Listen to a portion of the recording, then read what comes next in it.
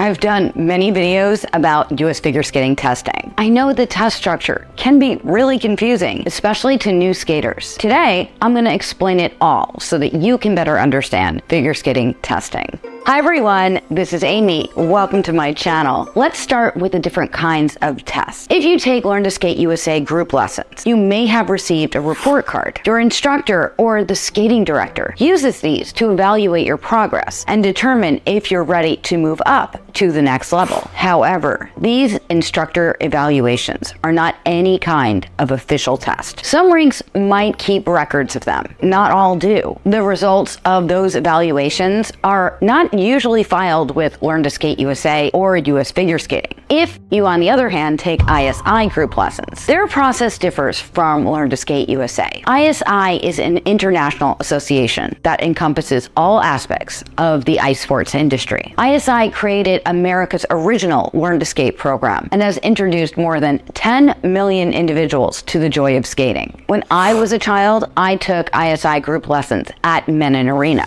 ISI focuses on entry-level and recreational competitive skaters. In ISI, there are no instructor evaluations. Instead, a judge must test you to see if you're ready to move on to the next level of group lessons. But your coach, another coach, or the rink skating director might be certified by ISI as a judge. They'll be able to administer those official tests if your program is registered with ISI. For example, I'm an ISI certified gold judge, and my skating academy is registered with ISI, so I can administer official ISI tests. However, none of the rinks that I coach out of are ISI rinks. That's why I had to register as my own skating academy, so I could test my skaters officially. When skaters pass levels in ISI, I enter the results into my ISI platform and submit them. ISI then keeps records of all these tests passed. These tests determine your ISI competition level. I recently had a skater return to skating that had previously passed ISI tests way back in the 90s. That was Monica. For those of you that have watched her US figure skating test videos, she recently found her old competition videos on VHS, and I converted them for her so she can watch them digitally on her computer. I'll roll some of the footage here so you can see it too.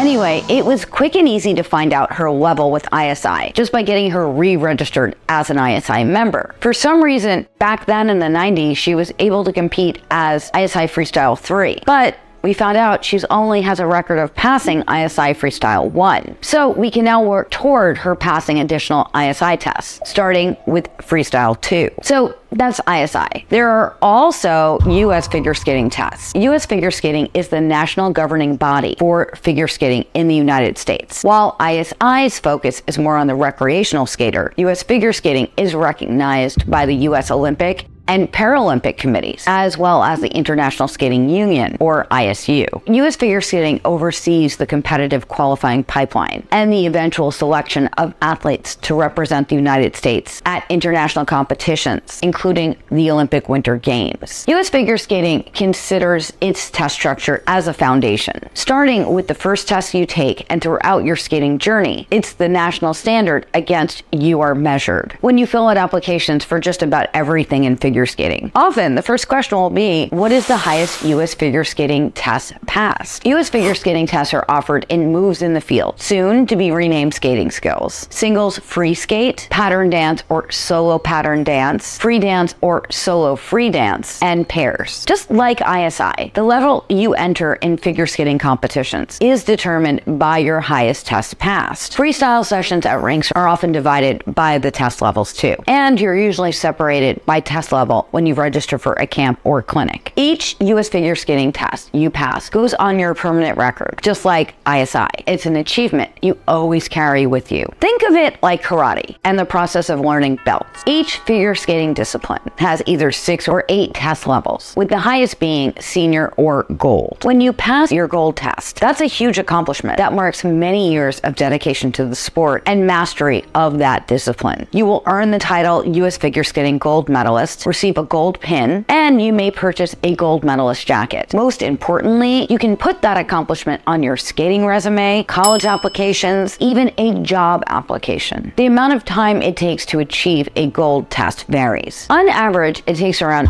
5 years from when you pass pre-preliminary moves or skating skills test to when you pass the senior or gold moves in the field or skating skills test. You can expect several years more to pass your second gold test. A few years ago, US Figure Skating had a chart showing the average amount of time and age for passing moves and singles free skate tests. According to this chart, the average standard track skater is 16 when they pass their gold moves or skating skills test, and 18 when they pass their gold singles free skate test. Most US figure skating double gold medalists have been skating for around 12 years. In a typical calendar year, approximately 30,000 US figure skating tests are passed. Of those, about 1,000 are gold tests in moves or skating skills. About 250 are gold tests in free skating, 80 are gold dance tests. About 20 are pair tests. I expect the number of gold free skating tests will increase now that skaters are permitted to skate down from their test level. You can move at your own pace through moves or skating skills tests. Some skaters prefer to spend a lot of time working their way up, and others choose to devote a lot of time to them early on, progressing through the levels more quickly. There's no right or wrong amount of time it takes to advance, nor is there a perfect amount of time each week to practice your moves. You should discuss your goals, time commitment, and budget with your own coach to develop a plan that works best for you and your skating. Earning a gold test is something that you can and should strive for. It's a wonderful goal that is achievable and realistic for just about every skater. With perseverance, dedication, and many years of hard work, you have the potential to become a US figure skating gold medalist, or even a double or triple gold medalist. Typically, you begin your testing with moves or skating skills track because that test is considered a prerequisite or the baseline test. To take a discipline-specific test like free skating or pairs, you must first pass the equivalent moves in the field or skating skills tests. These tests test your ability in skating skills, focusing on accuracy, posture, carriage, bilateral movement, strength, power, extension, edge quality, continuous flow, quickness, turn execution. These tests will help you learn the skating skills necessary to succeed in any discipline of figure skating. It would be impossible to become an elite skater in any area or field of skating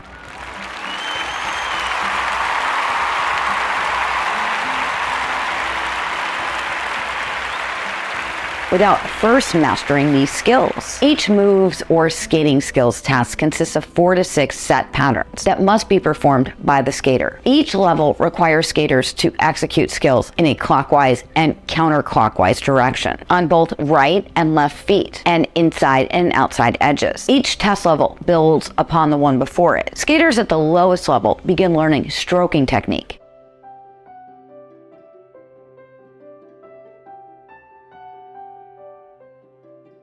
basic consecutive edges,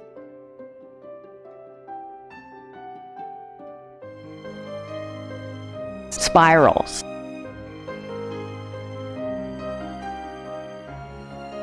on both right and left feet,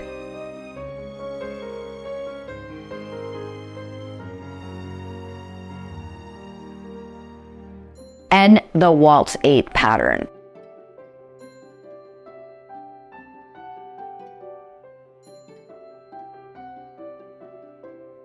New skills are layered on with each progressive test. You can never stop practicing what you learned originally. It becomes more challenging and intricate as you move up. The gold test, in a way, is a summary of every turn, edge, and skill that you've learned over the years. To pass it, you must perform skills at a superior level. The patterns required at each level are found in the US Figure Skating Rulebook, where the patterns are described with a diagram of what they look like on the ice and the specific focus points for each pattern. The moves or skating skills test progress through the following levels: pre-preliminary, preliminary, pre-bronze, which used to be called pre-juvenile, bronze, formerly juvenile, pre-silver, which is intermediate, silver, that would be novice, pre-gold, junior, and gold, which is senior. We're currently in a transitional period. On July 1st, 2023, moves in the field will become skating skills, and the levels will be renamed at that time.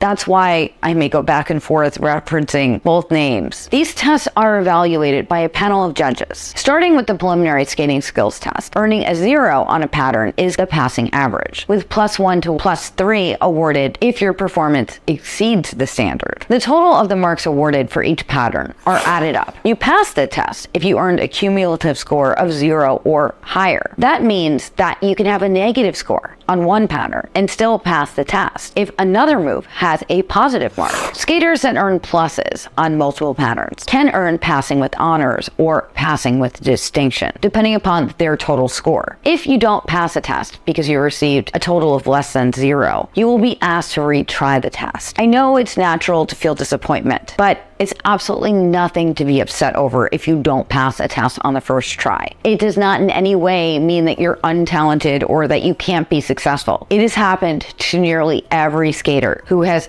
reached the top. If you remember, my skater Shirley got a retry on her preliminary test. When she retook the test, she passed with a +3. Singles free skate tests are the next most common type of test. However, it's perfectly acceptable to move on directly to dance or just focus on skating skills if that's what you prefer. The levels in free skate tests mirror those in the skating skills test. You must have passed at least the corresponding moves in the field or skating skills test before you can attempt a singles free skate test at the same level. But you may test as high as you want in skating skills without taking any other tests. It used to be that competitive levels were determined by your highest free skate test passed. That's recently changed, and you're now permitted to skate down from your singles free skate test level. I have a whole other video about that. There's a link to it in the description down below. If you're thinking that singles free skate tests are now irrelevant, they're not. You still need to take them. For example, if you've passed your bronze or juvenile singles free skate test, you can enter competitions at bronze or pre-silver intermediate levels. I'm sorry, I keep going back and forth on this. The free skate series of tests begins with pre-preliminary. This test consists of 5 jump elements: 1 waltz jump or a single axel, then 4 different jumps, 2 of which must be single jumps, like a single sow cow and a single toe loop. The remaining 2 jumps may be half jumps, a half lutz and a half flip, for example. Or they can be single jumps, or one of each. The required jumps may be performed as solo jumps or as part of the permitted jump combination or sequences. But no jump element may count for more than 1 of the jump requirements. You also need 2 spins of a different character, one of which can be a 2-foot spin. For this test only, a backward upright 1-foot spin is considered of a different character than a forward 1-foot